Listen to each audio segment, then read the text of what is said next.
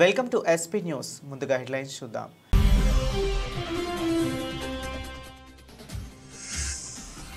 Bharat China దోస్తీపై Putin కీలక వ్యాఖ్యలు. అమెరికాకు గట్టి సంకేతాలు. కూటమిలో రష్యా కూడా భాగస్వామి అన్న రష్యా అధ్యక్షుడు.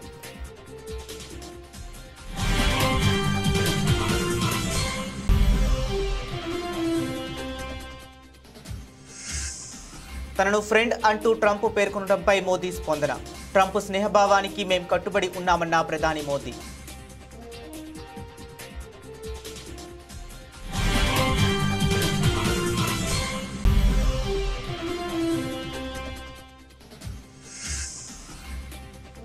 జీఎస్టీ సంస్కరణలపై ప్రతిపక్ష నేతలవి అవగాహన లేని విమర్శలు.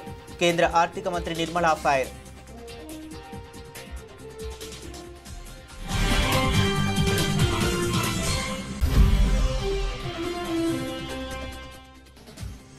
హిందువుల మనోభావాలు దెబ్బతీస్తున్న కాంగ్రెస్. ధర్మస్థలపై అసత్య ప్రచారం చేయించడంలో రాహుల్ గాంధీ హస్తం కూడా ఉందన్న గంగావతి ఎమ్మెల్యే గాలి జనార్దన్ రెడ్డి.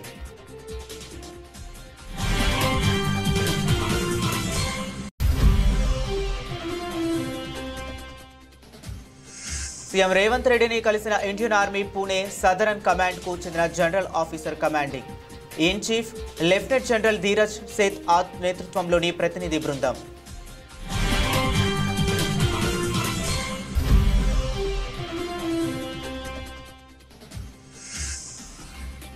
ఎరువుల లభ్యతపై సీఎం చంద్రబాబు టెలికాన్ఫరెన్స్. అధికారులకు కీలక ఆదేశాలు.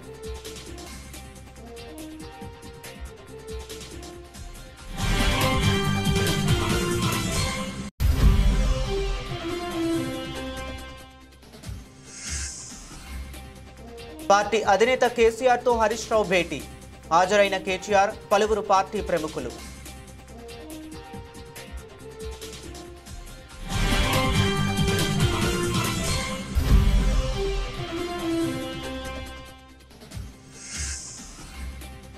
ప్రైవేటీకరణ పేరుతో వైద్య ఆరోగ్య రంగాన్ని నాశనం చేశారు. కూటమి ప్రభుత్వ తీరుపై తీవ్రంగా మండిపడ్డ మాజీ మంత్రి విడుదల రజని.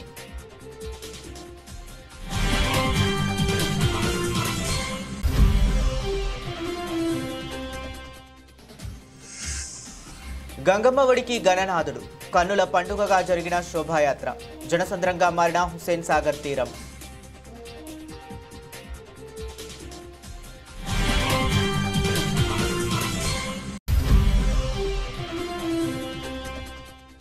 భక్తులకు కీలక అప్డేట్.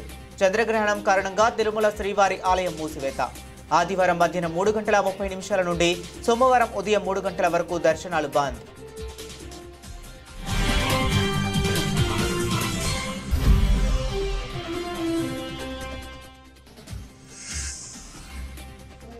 ఆపరేషన్ సింధూర్ 3 రోజుల్లో ముగియలేదు. ఆర్మీ చీఫ్ సంచలన వ్యాఖ్యలు.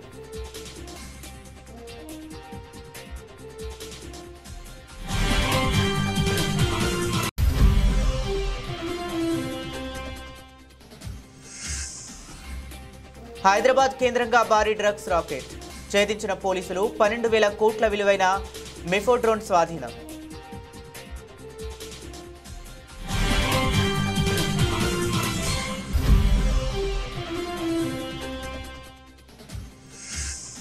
నెల రోజుల్లోనే 6,000కు పైగా పెరిగిన బంగారం ధర. 10,000కు పెరిగిన వెండి. చారిత్రాత్మక గరిష్ట స్థాయికి చేరిన పసిడి వెండి.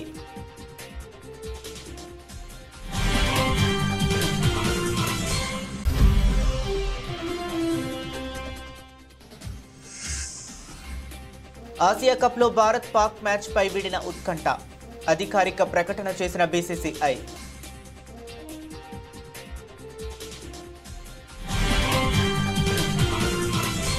అంతర్జాతీయ రాజకీయ వేదికపై రష్యా అధ్యక్షుడు వ్లాదిమిర్ పుతిన్ తనదైన శైలిలో అమెరికాకు పరోక్షంగా గట్టి హెచ్చరికలు పంపారు. భారత్ చైనా మధ్య బలపడుతున్న స్నేహాన్ని ప్రస్తావిస్తూ ఈ కూటమిలో రష్యా కూడా భాగస్వామి అని స్పష్టం చేశారు. జంతువుల ప్రతీకలతో ఆయన చేసిన వ్యంగ్యాస్త్రాలు ఇప్పుడు ప్రపంచవ్యాప్తంగా చర్చాంశనీయమయ్యాయి. 2025 ఈస్టర్న్ ఎకనామిక్ ఫోరంలో ప్రసంగించిన పుతిన్ భారత్ చైనా సంబంధాలపై కీలక వ్యాఖ్యలు చేశారు. చైనాను డ్రాగన్తో, భారత్ను ఏనుగుతో పోలుస్తుంటారు. ఈ రెండూ కలిసి చేసే డ్రాగన్ ఏనుగు డాన్స్ ప్రపంచానికి మంచిదని చైనా అధ్యక్షుడు జిన్పింగ్ అన్నారు. అయితే మీడియా ఈ డాన్స్కు రష్యా ప్రతీక అయిన ఎలుగుబంటిని కూడా జోడించింది అని పుతిన్ పేర్కొన్నారు. రష్యాకు ప్రతీకగా ఎలుగుబంటి ఉన్నప్పటికీ ఇది తూర్పు ప్రాంతం కాబట్టి ఇక్కడ అమూర్ పులి సైబీరియన్ టైగర్ అయితే మరింత బాగుండేదని ఆయన చమత్కరించారు. అనంతరం ఆయన అమెరికాను ఉద్దేశిస్తూ పరోక్షంగా చురకలు అంటించారు. అమెరికా జాతీయ చిహ్నమైన 2 తలల గద్ద గురించి ప్రస్తావిస్తూ అది ఎప్పుడూ తూర్పు పడమర వైపు చూస్తుంటుంది, కానీ ప్రపంచంలో దక్షిణం కూడా ఒకటి ఉందని దానికి గుర్తు చేయాలి అని అన్నారు. భారత్, చైనా వంటి వర్ధమాన దేశాలను గ్లోబల్ సౌత్గా వ్యవహరిస్తారు. ఈ దేశాల ప్రాధాన్యతను తక్కువగా అంచనా వేయొద్దని పుతిన్ ఈ వ్యాఖ్యల ద్వారా అమెరికాకు గట్టి సంకేతాలు పంపినట్లు అంతర్జాతీయ నిపుణులు విశ్లేషిస్తున్నారు.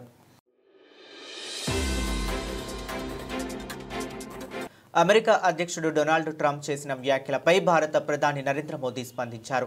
ట్రంప్ స్నేహపూర్వక భావనలను తాను పూర్తిగా గౌరవిస్తానని, వాటికి కట్టుబడి ఉంటానని మోదీ స్పష్టం చేశారు. ఇటీవలే భారత్, అమెరికా మధ్య వాణిజ్యపరమైన ఉద్రిక్తతలు పెరుగుతున్న నేపథ్యంలో ఇరు దేశాల అధినేతల మధ్య ఈ ఆసక్తికర సంభాషణ చోటు చేసుకుంది. అధ్యక్షుడు ట్రంప్ మా సంబంధాలపై చేసిన సానుకూల వ్యాఖ్యలను, ఆయన స్నేహ భావనను నేను మనస్ఫూర్తిగా అభినందిస్తున్నాను. వాటికి మేం పూర్తిగా కట్టుబడి ఉన్నాం. భారత్, అమెరికా మధ్య ఎంతో సానుకూలమైన భవిష్యత్తు ప్రణాళికలతో కూడిన వ్యూహాత్మక భాగస్వామ్యం ఉంది అని ప్రధాని మోదీ పేర్కొన్నారు. అంతకుముందు డొనాల్డ్ ట్రంప్ మాట్లాడుతూ ప్రధాని మోదీ తనకు ఎప్పటికీ స్నేహితుడేనని, ఇరు దేశాల మధ్య చాలా ప్రత్యేకమైన బంధం ఉందని అన్నారు. మోదీ గొప్ప ప్రధానమంత్రి, మేం ఎప్పుడూ స్నేహితులమే, కానీ ప్రస్తుత తరుణంలో ఆయన చేస్తున్న పని నాకు నచ్చడం లేదు. ఆయన ఆందోళన చెందాల్సిన అవసరం లేదు. మా మధ్య అప్పుడప్పుడు కొన్ని సమస్యలు వస్తుంటాయి అని ట్రంప్ వ్యాఖ్యానించారు. భారత్తో వాణిజ్య చర్చలు బాగానే సాగుతున్నాయని కూడా ఆయన తెలిపారు. ప్రతిపక్ష నేతలు జీఎస్టీపై ఏమాత్రం అవగాహన లేకుండా విమర్శలు చేస్తున్నారని కేంద్ర ఆర్థిక మంత్రి నిర్మలా సీతారామన్ మండిపడ్డారు. మన దేశంలో మెరుగైన ప్రతిపక్ష నేతల అవసరం ఉందని వ్యాఖ్యానించారు. చెట్ల నరికివేతకు వ్యతిరేకంగా ప్రజా ఉద్యమాలు వచ్చిన తరహాలో దేశంలో మెరుగైన ప్రతిపక్ష నేతల కోసం ఉద్యమం రావాల్సి ఉందని పేర్కొన్నారు. కాంగ్రెస్, ఇతర ప్రతిపక్షాలపై నిర్మలా విమర్శలు గుప్పించారు. జీఎస్టీ ప్రవేశపెట్టిన మొదట్లో 4 స్లాబులు పెట్టడం తప్పు అని, తాము చెప్పినట్టే ఇప్పుడు 2 స్లాబులకు తగ్గించారని కాంగ్రెస్ చెప్పడం తప్పు. జీఎస్టీ తేవటం, పన్ను స్లాబుల నిర్ధారణ బీజేపీ ఒక్కదాని నిర్ణయం కాదు. అప్పటి కాంగ్రెస్, ఇతర ప్రతిపక్షాలు పాలిస్తున్న రాష్ట్రాల ఆర్థిక మంత్రులతో కూడిన సాధికార కమిటీ నిర్ణయం తీసుకున్నది. అప్పటి పశ్చిమ బెంగాల్ ఆర్థిక మంత్రి అసీం దాస్ గుప్తా అధ్యక్షతన జరిగిన విస్తృత స్థాయి చర్చల్లోనే 4 స్లాబులను నిర్ణయించారు. ఇది ప్రతిపక్షాలకు తెలియదా? అవగాహన లేదా? ఒకవేళ మేం తప్పు చేసి ఉంటే క్షమాపణ చెప్పడానికి నేను సిద్ధం, కానీ ప్రతిపక్షాల ఆరోపణలన్నీ అవాస్తవం. విషయం ఏమిటనేది అర్థం కానప్పుడు ఏమీ మాట్లాడకుండా ఉంటే మంచిది అని మండిపడ్డారు. ప్రతిపక్ష నేతల వ్యాఖ్యలు ప్రజలను తప్పుదారి పట్టించేలా, దేశానికి హాని చేసేలా ఉన్నాయని, అది మంచిది కాదని పేర్కొన్నారు. జీఎస్టీ స్లాబుల తగ్గింపు, రేట్ల మార్పు, ప్రజా సంస్కరణలని, వాటి ప్రయోజనం ప్రతి కుటుంబానికి దక్కుతుందని నిర్మలా సీతారామన్ చెప్పారు. ఈ ప్రయోజనాలు ప్రజలకు అందేలా తాను వ్యక్తిగతంగా కూడా పర్యవేక్షిస్తానని తెలిపారు.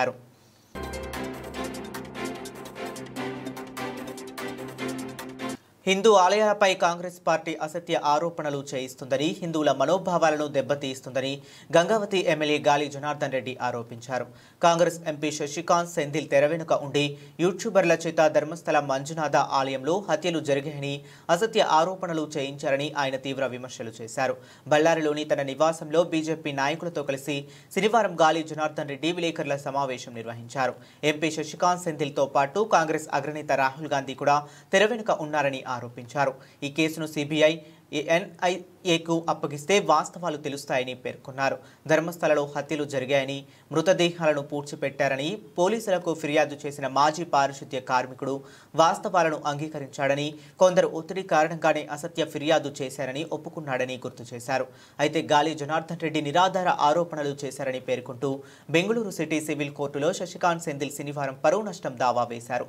ఇదిలా ఉండగా ధర్మస్థలలో యువతుల మృతదేహాలను పాతిపెట్టినట్టు అసత్య ఫిర్యాదు చేసిన మాజీ పారిశుద్ధ్య కార్మికుడు చెన్నయ్యకు కోర్టు 14 రోజుల రిమాండ్ విధించింది.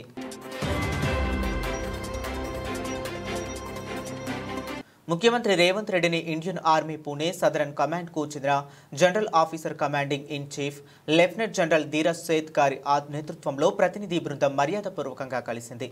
దక్షిణ Bharat area GOC manager general R N. Srinivas గారు, GOC Telangana Andhra Pradesh major general Ajay Mishra గారు ముఖ్యమంత్రిని కలిసి వారిలో ఉన్నారు.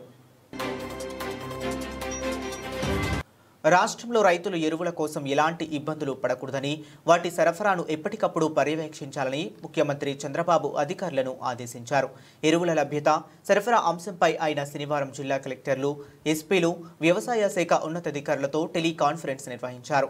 ఈ సందర్భంగా రాష్ట్రంలో ఎరువుల నిల్వలపై సమీక్షించి క్షేత్రస్థాయిలో తీసుకోవాల్సిన చర్యలపై స్పష్టమైన ఆదేశాలు జారీ చేశారు.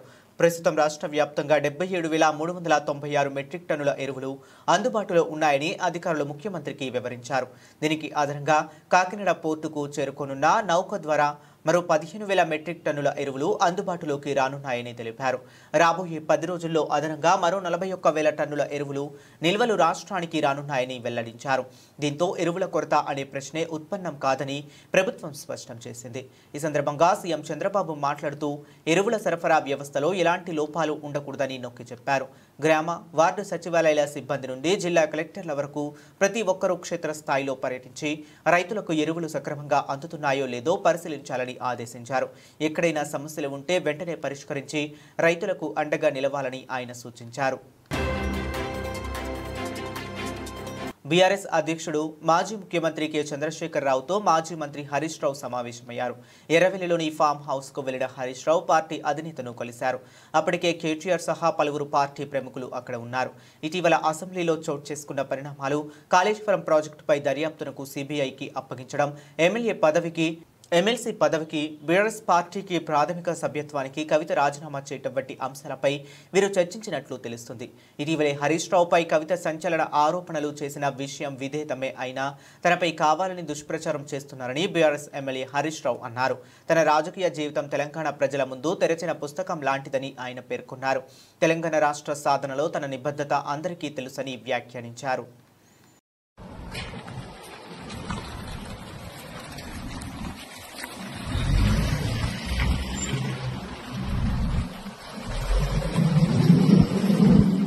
వైఎస్ జగన్మోహన్ రెడ్డి హయాంలో మొదలుపెట్టిన 17 ప్రభుత్వ వైద్య కళాశాలలను ప్రైవేటీకరణ చేయడం ద్వారా వైద్య ఆరోగ్య రంగంలో రాష్ట్ర ప్రజలకు చంద్రబాబు తీరని ద్రోహం చేస్తున్నారని మాజీ మంత్రి విడుదల రజని ఆగ్రహం వ్యక్తం చేశారు. తాడేపల్లి వైఎస్ఆర్ కాంగ్రెస్ పార్టీ కేంద్ర కార్యాలయంలో మీడియాతో మాట్లాడుతూ ఆరోగ్యశ్రీ అంటే దివంగత నేత వైఎస్ఆర్ మాత్రమే అని గుర్తుకు వస్తారని, ఆ తరువాత వైఎస్ జగన్మోహన్ రెడ్డి హయాంలో చేపట్టిన నాడు నేడు నూతన వైద్య కాలేజీ నిర్మాణం రాష్ట్ర చరిత్రలో స్థిరస్థాయిగా నిలిచిపోతుందని స్పష్టం చేశారు. ప్రజల్లో ఆ మంచి పేరును చెరిపివేయాలన్న కుట్రతో పాటు ఇన్సూరెన్స్ పేరుతో తమ వారికి కట్టబెట్టడానికి కూటమి ప్రభుత్వం ప్రైవేటీకరణకు పాల్పడుతుందని మండిపడ్డారు. మనము ఒక గవర్నమెంట్ మెడికల్ కాలేజ్లో మనకు అఫిలియేట్ అయినటువంటి బోధన హాస్పిటల్ ఏదైతే ఉంటుందో ఆ గవర్నమెంట్ బోధన హాస్పిటల్కి ఒక రోగి, ఒక పేదవాడు ఆ హాస్పిటల్కి వస్తే అక్కడ మన జగనన్న హయాంలో చూస్తే అక్కడ ఆ వచ్చినటువంటి ఆ పేదవాడికి ఓపీ ఫ్రీ, ఆ తర్వాత డాక్టర్ కన్సల్టేషన్ ఉంటుంది, అది ఫ్రీ. ఆ డాక్టర్ కన్సల్టేషన్ తర్వాత ఆ రోగికి ఏదైనా మందులు రాస్తే ఆ మందులు ఫ్రీ. లేదు ఏదన్నా టెస్టులు చేసుకోమని అతనికి ఉన్నటువంటి పరిస్థితి వల్ల ఓ సిటీ స్కానో, ఓ ఎంఆర్ఓయో, ఒక ఎక్స్రేయో, లేదా ఏదైనా బ్లడ్ టెస్టులు ఏదైనా చేసుకోమంటే అవి ఫ్రీ. ఆ టెస్టుల తర్వాత ఆ రిపోర్ట్ తీసుకొని మళ్ళీ రీకన్సల్టేషన్కి వెళ్తే ఆ రీకన్సల్టేషన్ ఫ్రీ. లేదు మందులు వేసుకుంటే సరిపోతుంది, లేదంటే ఏదైనా సర్జరీ చేయాలో, లేదా ఆపరేషన్ చేయాలో, ఏదైనా థెరపీ చేయాలో, ఏదైనా చెప్పినా ప్రతి అక్కడ ఉన్నటువంటి ఏ ట్రీట్మెంట్ ఆ డాక్టర్ సజెస్ట్ చేసినా కూడా అది ఫ్రీయే. అక్కడ ఆ పేదవాడికి ₹1 కూడా తన సొంత ఖర్చు లేదు, తన మీద ఏ భారం పడట్లేదు. ప్రభుత్వంగా జగనన్న తీసుకున్నటువంటి బాధ్యత. ఈ రోజున చంద్రబాబు నాయుడు గారి నాయకత్వంలోని కూటమి ప్రభుత్వం వచ్చాక ఇవన్నీ మీరు అమ్మకానికి పెట్టి ఈ రోజున పరిస్థితి ఏంటి? ఈ రోజున ఈ విధంగా ప్రైవేటైజేషన్ పద్ధతిలో అశేష భక్తకోటి పూజలు అందుకున్న వినాయకుడు గంగమ్మ ఒడికి చేరాడు.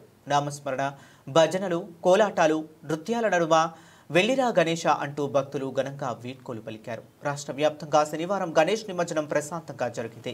ఎక్కడికక్కడ అధికారులు పకడ్బందీగా ఏర్పాట్లు చేశారు. స్థానిక చెరువులు, వాగుల్లో వినాయక నిమజ్జనాలు నిర్వహించారు. హైదరాబాద్లో హుస్సేన్ సాగర్, ఇతర చెరువులతో పాటు 74 కృత్రిమ కొలనుల్లో నిమజ్జనం కొనసాగింది. హుస్సేన్ సాగర్ తీరం జనసంద్రంగా మారింది. శోభాయాత్ర మార్గాల్లో భక్తుల కోసం తాగునీరు, పులిహోర, పొంగల్, పూరీలు, గుగ్గిళ్లు వంటి ప్రసాదాలు అందజేశారు. ఖైరతాబాద్ మహాగణపతిని శనివారం తెల్లవారుజామున 5:15 వాహనంపైకి చేర్చారు. 7:41 శోభాయాత్ర ప్రారంభమవగా మధ్యాహ్నం 1:45 నిమజ్జనం పూర్తయింది. ముందుగానే ఆ ప్రాంతంలో పూడిక తీయటంతో 70 అడుగుల భారీ విగ్రహం ఈసారి పూర్తిగా నీట మునిగింది. కాగా ఈసారి ఖైరతాబాద్ మహాగణపతిని సుమారు 40 లక్షల మంది దర్శించుకున్నట్లు అంచనా వేస్తున్నారు. ఇక గ్రేటర్ హైదరాబాద్ పరిధిలో శనివారం సాయంత్రం వరకు 2.54 లక్షల విగ్రహాలు నిమజ్జనం పూర్తయిందని జీహెచ్ఎంసీ ప్రకటించింది. కనీసం 1.5 అడుగుల కన్నా పెద్ద విగ్రహాలను లెక్కించామని తెలిపింది. 3 అడుగుల లోపు విగ్రహాలు 92,000కు పైగా ఉండగా అంతకన్నా పెద్దవి 1.62 లక్షలకు పైగా ఉన్నాయని వెల్లడించింది. హైదరాబాద్లో గణేష్ నిమజ్జనం సందర్భంగా హుస్సేన్ సాగర్ పరిసర ప్రాంతాలకు వచ్చే భక్తుల కోసం 600 బస్సులు, రైల్వే శాఖ అదనపు ఎంఎంటీఎస్ సర్వీసులు నడిపాయి. అర్ధరాత్రి 2 గంటల వరకు మెట్రో రైల్ సర్వీసులను కొనసాగించారు. శోభాయాత్రల మార్గంలో ఎప్పటికప్పుడు వ్యర్థాలు తొలగించేందుకు సుమారు 15,000 మంది పారిశుద్ధ్య కార్మికులు విధులు నిర్వహించారు. సుమారు 30,000 మంది పోలీసులతో బందోబస్తు నిర్వహించారు. కాగా రాష్ట్ర వ్యాప్తంగా గణేష్ నిమజ్జనం ప్రశాంతంగా జరిగిందని డీజీపీ జితేందర్ తెలిపారు. రాష్ట్ర వ్యాప్తంగా వినాయక నిమజ్జనాన్ని డీజీపీ కార్యాలయంలో ఏర్పాటు చేసిన కంట్రోల్ రూమ్ నుంచి ఆయన పరిశీలించారు. గట్టి భద్రతా ఏర్పాట్లు చేశామని, డ్రోన్లతో పర్యవేక్షణ చేపట్టామని తెలిపారు. ఇక మంత్రి Ponnam Prabhakar, Hyderabad mayor Vijayalakshmi, DGP Jitender, police commissioner CV Anand ప్రత్యేక హెలికాప్టర్లో గణేష్ శోభాయాత్రలను నిమజ్జనాన్ని పరిశీలించారు. ప్రశాంతంగా నిమజ్జనం జరిపే ఏర్పాటు చేస్తూ ఉన్నారు. ఇప్పటికే దాదాపు 2 లక్షల పైన నిమజ్జనం మొదటి తేదీ నుంచి ఇప్పటి వరకు విగ్రహాలు ఏర్పాటు చేసుకునే వాళ్ళ నిమజ్జనం జరిగింది. అన్నీ కూడా ఇవాళ గతంలో ఒక్కొక్కసారి 2-3 రోజులు పట్టేది ఉండేది. 2 గంటలు 48 గంటలు కంటిన్యూ ప్రాసెస్ ఉండేవాళ్ళు. బట్ కట్ ఆఫ్ డేట్ ఇవాళ బై 12 అయిపోయి రేపు పొద్దున మళ్ళా జనజీవన ప్రవృత్తి యథావిధిగా నడవాలనేది అంటే నడవాలేదు ఈసారి. కానీ లేకపోతే యథావిధిగా పోయిన సంవత్సరం వెరీ నెక్స్ట్ డే ఆఫీస్ కార్యక్రమాలు కూడా సెక్రటరేట్ లాంటి మళ్ళీ నడవాలి అనేటువంటి విధంగా నిర్దేశించడం జరిగింది. ఇప్పుడు కూడా అదేమైనటువంటి విషయంగా వెంటనే ఆ యొక్క ట్యాంక్ బండ్లో ఉన్నది క్లియర్ చేయడం కావచ్చు, మళ్ళీ విగ్రహాలు ఏర్పాటు చేసే అంశం కావచ్చు, అన్ని రకాల ఏర్పాట్లు కూడా డిస్ట్రిక్ట్ అంతా అడ్మినిస్ట్రేషన్ అంతా కూడా స్టేట్ లెవెల్లో గౌరవ చీఫ్ మినిస్టర్ గారి పర్యవేక్షణలో సజావుగా కొనసాగింది.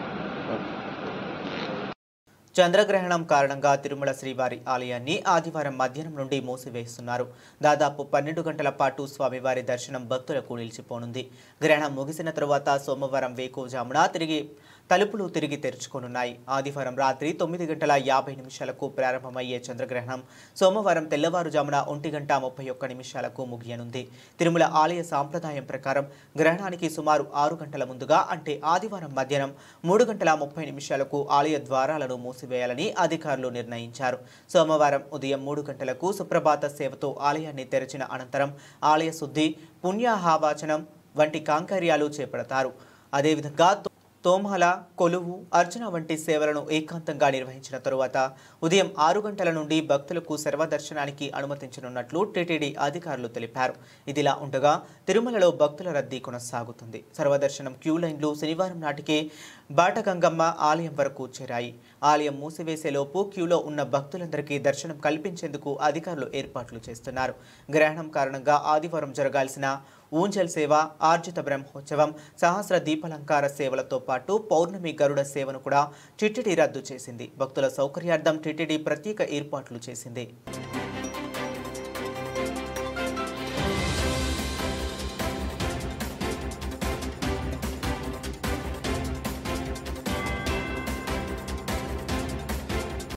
జమ్మూ కాశ్మీర్లోని పెహల్గాం ఉగ్రదాడికి ప్రతీకారంగా భారత సైన్యం మే 7న చేపట్టిన ఆపరేషన్ సింధూర్ గురించి army chief general Upendra Dwivedi కీలక విషయాలు వెల్లడించారు. అందరూ భావిస్తున్నట్లుగా ఈ ఆపరేషన్ కేవలం 3 రోజులలో ముగియలేదని, చాలా కాలం పాటు కొనసాగిందని ఆయన స్పష్టం చేశారు. నిన్న న్యూఢిల్లీలో జరిగిన ఒక పుస్తకావిష్కరణ కార్యక్రమంలో ఆయన ఈ వ్యాఖ్యలు చేశారు.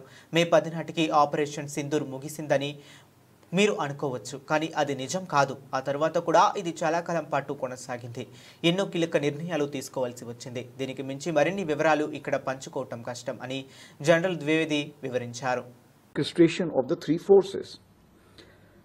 It also meanders through the so-called grey zone, which in IIT Madras I said they're playing chess, or a wide river with a dense fog, which entails decision dilemma at every stage. That is starting from 23rd April till 16th May. You may be thinking that 10th May the war finished. No, it continued for a long time because so many decisions were to be taken. And beyond that, of course, it will be difficult for me to share here. So when to start, when to stop, how much to apply in terms of time, space and resources, and how much or what is the definition of calibrated. All these things are something which we kept on discussing at every point of time. Why? Because this time there were no precedences. Though of course I can say that I spoke to many veterans on 22nd April and 23rd April. I was speaking to so many people, including those. Hyderabad శివార్లలోని Cherlapalli పారిశ్రామిక ప్రాంతం కేంద్రంగా నడుస్తున్న అతిపెద్ద drugs రాకెట్ను Mumbai పోలీసులు ఛేదించారు. ఓ రసాయన factory ముసుగులో మాదక ద్రవ్యాలు తయారు చేస్తున్న ఈ ముఠా గుట్టును రట్టు చేసి సుమారు 12,000 కోట్ల విలువైన మెఫ్రెడిన్ డ్రగ్ను, ముడి రసాయనాలను స్వాధీనం చేసుకున్నారు. వివరాల్లోకి వెళితే మహారాష్ట్రకు చెందిన మీరా భయందర్ వసాయి విరార్ పోలీసులకు కొన్నాళ్లుగా ఓ డ్రగ్స్ ముఠాపై నిఘా పెట్టారు. ఈ క్రమంలో తమ గూఢాచారులను రంగంలోకి దించి వారాల పాటు రహస్య ఆపరేషన్ నిర్వహించారు. ముఠా మూలాలు హైదరాబాద్లోని చర్లపల్లిలో ఉన్నట్లు పక్కా సమాచారం అందుకున్న పోలీసులు స్థానిక ఫ్యాక్టరీపై మెరుపు దాడి చేశారు. వాగ్దేవి ల్యాబ్స్ అనే నకిలీ లైసెన్స్తో నడుపుతున్న ఈ ఫ్యాక్టరీలో అత్యాధునిక పరికరాలతో భారీ ఎత్తున డ్రగ్స్ తయారు చేస్తున్నట్లు గుర్తించారు. ఈ దాడిలో ఫ్యాక్టరీ యజమాని, రసాయన నిపుణుడైన శ్రీనివాస్తో పాటు అతని సహచరుడు తానాజీ పాటే, ఓ విదేశీయుడు సహా మొత్తం 12 మందిని పోలీసులు అరెస్ట్ చేశారు. నిందితుల నుండి ప్రాథమికంగా 100 గ్రాముల యాంటీ డ్రగ్స్ మరియు 25 లక్షల నగదును స్వాధీనం చేసుకున్నారు. ఫ్యాక్టరీలో జరిపిన సోడాలలో డ్రగ్స్ తయారీకి వినియోగించే సుమారు 32,000 లీటర్ల రసాయనాలతో పాటు భారీ ఉత్పత్తి యూనిట్లను సీజ్ చేశారు.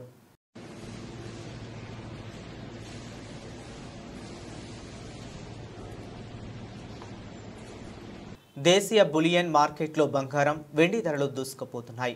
నెల రోజుల వ్యవధిలోనే ధరలు కొనుగోలుదారులకు అందుబాటులో లేకుండా ఆకాశాన్నంటాయి. అంతర్జాతీయంగా నెలకొన్న రాజకీయ ఉద్రిక్తతలు, ఆర్థిక అనిశ్చితుల నేపథ్యంలో పసిడి, వెండి ధరలు రికార్డులు సృష్టిస్తున్నాయి. గత 30 రోజుల్లో 10 గ్రాముల బంగారంపై 6,000కు పైగా, కేజీ వెండిపై 10,000కు పైగా ధర పెరగడం మార్కెట్ వర్గాలను సైతం ఆశ్చర్యానికి గురిచేస్తుంది. Indian bullion and jewelleries association గణాంకాల ప్రకారం ఆగస్టు 5న 1,76,000గా ఉన్న 24 క్యారెట్ల బంగారం ధర శుక్రవారం నాటికి 6,262గా పెరిగి 1,06,338 వద్ద స్థిరపడింది. మల్టీ కమోడిటీ ఎక్స్చేంజ్లో అక్టోబర్ 3న గడువు ముగిసేలోపు గోల్డ్ ఫ్యూచర్ ధర ఏకంగా 1,07,740 వద్ద ఆల్ టైమ్ రికార్డును నమోదు చేసింది. ఈ వారంలోనే తులం బంగారంపై 1,845 పెరగటం గమనార్హం. బంగారంతో పాటు వెండి కూడా పోటీ పడుతుంది. సెప్టెంబర్ 4న కేజీ వెండి ధర చరిత్రాత్మక గరిష్ట స్థాయి అయిన 1,23,207కు తాకింది. శుక్రవారం స్వల్పంగా తగ్గి 1,23,170 వద్ద ముగిసింది. ఆగస్టు 5న 1,12,422గా ఉన్న కిలో వెండి ధర నెల రోజుల్లోనే 10,748 మేర పెరిగింది. ఈ వారంలో కూడా వెండి ధర స్థిరంగా పెరుగుతూ వచ్చింది.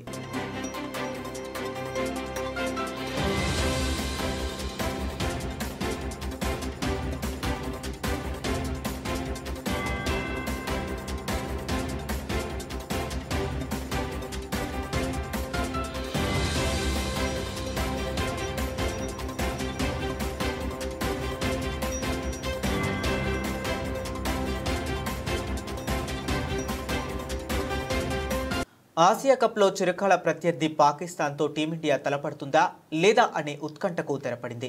ముందుగా నిర్ణయించిన షెడ్యూల్ ప్రకారమే సెప్టెంబర్ 14న దాయాదుల మధ్య మ్యాచ్ జరుగుతుందని భారత్ క్రికెట్ నియంత్రణ మండలి బీసీసీఐ స్పష్టం చేసింది. కేంద్ర ప్రభుత్వ క్రీడా మార్గదర్శకాలకు అనుగుణంగానే ఈ నిర్ణయం తీసుకున్నట్లు తెలిపింది.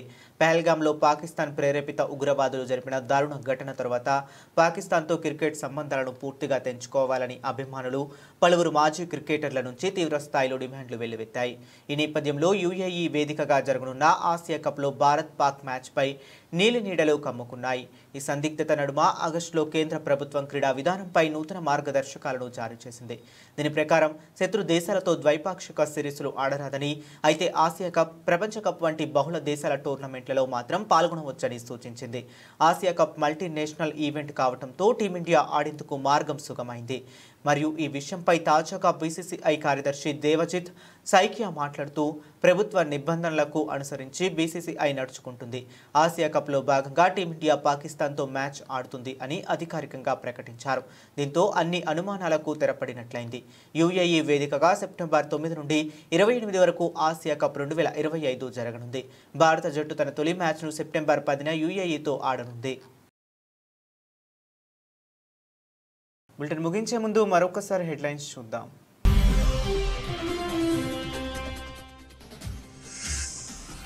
భారత్ చైనా దోస్తీపై పుతిన్ కీలక వ్యాఖ్యలు, అమెరికాకు గట్టి సంకేతాలు, కూటమిలో రష్యా కూడా భాగస్వామి అన్న రష్యా అధ్యక్షుడు.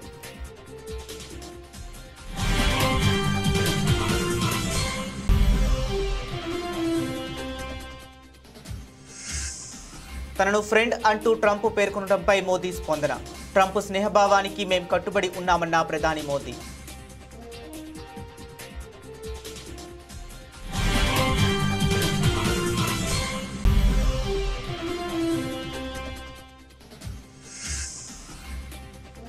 జీఎస్టీ సంస్కరణలపై ప్రతిపక్ష నేతలవి అవగాహన లేని విమర్శలు, కేంద్ర ఆర్థిక మంత్రి నిర్మలా ఫైర్.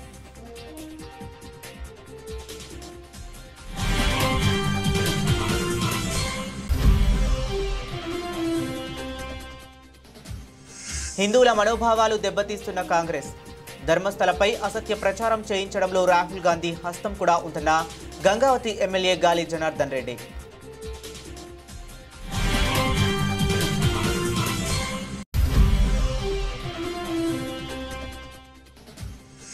సీఎం రేవంత్ రెడ్డిని కలిసిన ఇండియన్ ఆర్మీ పూణే సదరన్ కమాండ్కు చెందిన general officer commanding in chief lieutenant general Dheeraj Seth నేతృత్వంలోని ప్రతినిధి బృందం.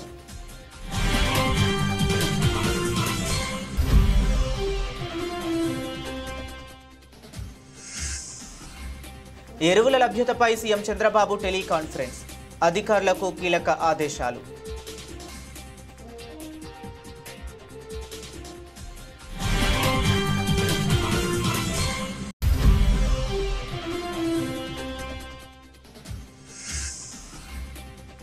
పార్టీ అధినేత కేసీఆర్తో హరీష్ రావు భేటీ, హాజరైన కేటీఆర్, పలువురు పార్టీ ప్రముఖులు.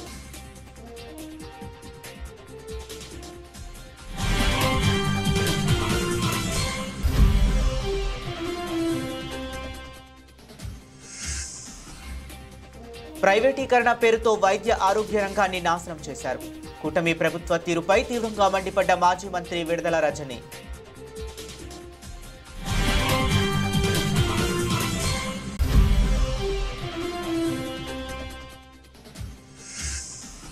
గంగమ్మ ఒడికి గణనాథుడు, కన్నుల పండుగగా జరిగిన శోభాయాత్ర, జనసంద్రంగా మారిన హుస్సేన్ సాగర్ తీరం.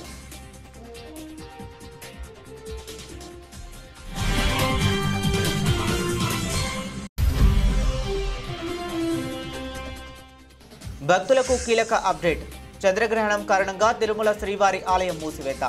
ఆదివారం మధ్యాహ్నం 3:30 నుండి సోమవారం ఉదయం 3 గంటల వరకు దర్శనాలు బంద్.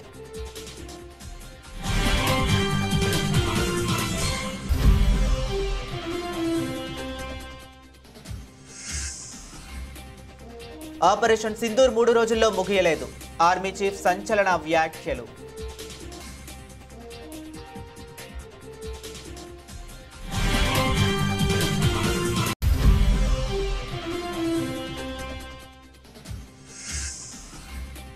హైదరాబాద్ కేంద్రంగా భారీ డ్రగ్స్ రాకెట్, ఛేదించిన పోలీసులు 12,000 కోట్ల విలువైన మెఫోడ్రోన్ స్వాధీనం.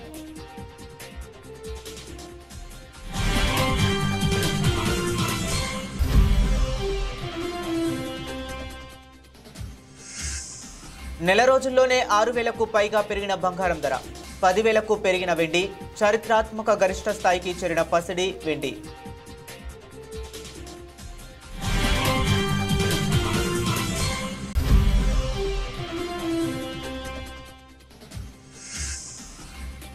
ఆసియా కప్లో భారత్ పాక్ మ్యాచ్పై వీడిన ఉత్కంఠ.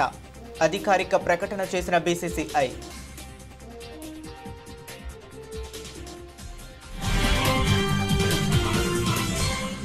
ఇవి ఇప్పటివరకు ఉన్న అప్డేట్స్. మరిన్ని అప్డేట్స్ కోసం కీప్ వాచింగ్.